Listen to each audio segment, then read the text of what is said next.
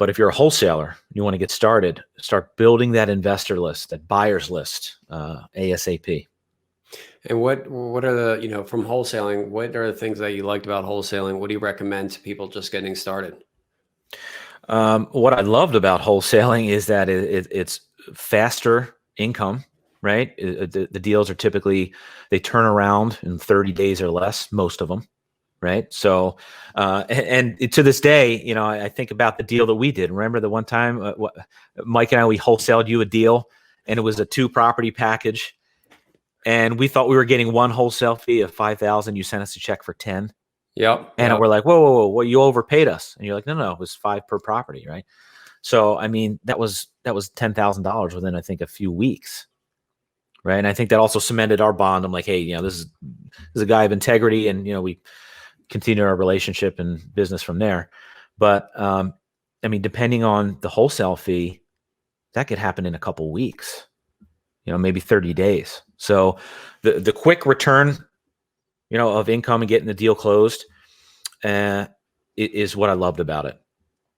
And that also helps you build cash to reinvest in future deals, as long as you don't spend it. In the beginning, I struggled with, I was doing this full time. So wholesaling was my only income, right? So I had to pay all of my bills, and I had to reinvest in the future. So it's difficult, right? I had to manage that, right?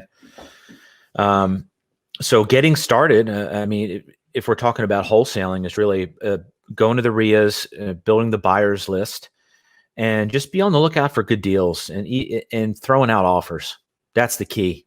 I mean, wholesalers really have to be masters of submitting lots of offers.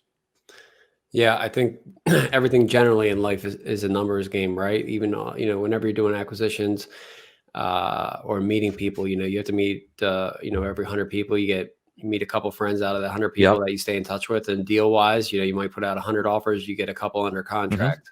Yeah. Like Jim Rohn said, in the beginning, you make up in numbers what you lack in skill. That's good. So you have to really get the experience in, put the numbers out there. You'll eventually become a better negotiator.